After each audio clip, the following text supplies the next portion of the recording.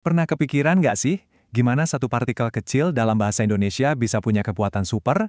Nah, hari ini kita bakal bongkar rahasia di balik awalan ter. Percaya deh, awalan mungil ini tuh lebih dari sekedar 3 huruf.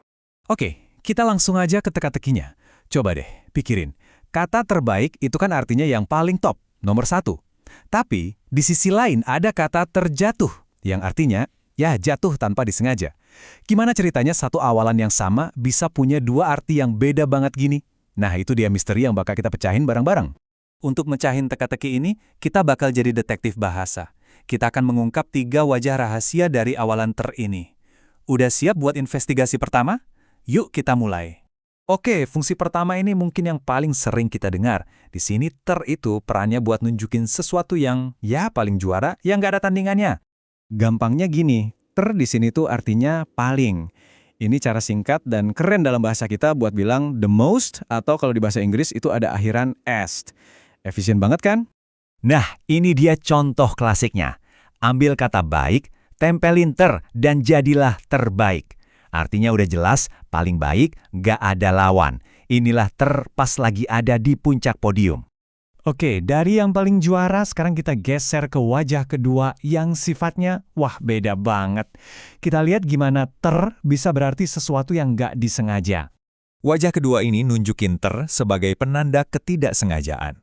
Ini tentang hal-hal yang kejadiannya di luar kontrol kita. Tiba-tiba aja terjadi, tanpa direncanain, dan ini sering banget kita pakai sehari-hari. Contohnya pas banget, terjatuh.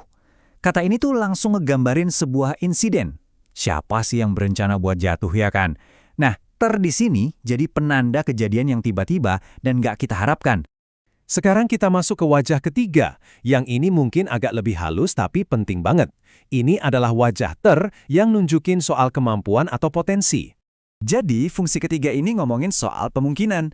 Ter di sini menyatakan kalau sebuah tindakan itu bisa dilakukan. Jadi bukan tentang apa yang udah terjadi, tapi lebih ke ini tuh mungkin, ini tuh bisa dicapai.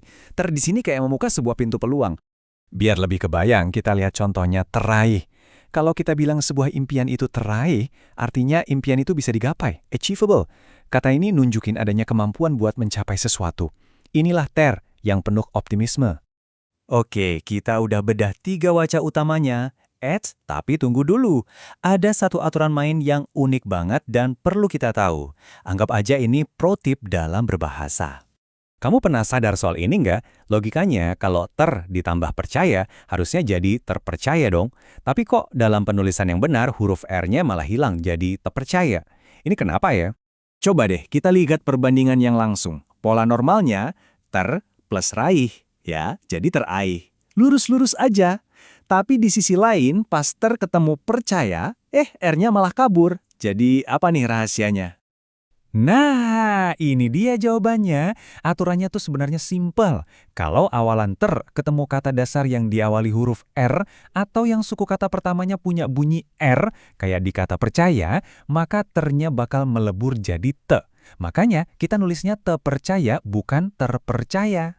Jadi, itu dia. 3 wajah dari awalan ter. Dia bisa jadi si juara yang artinya paling, si nggak sengaja yang menandakan kejadian tiba-tiba, dan si bisa yang nunjukin sebuah kemampuan.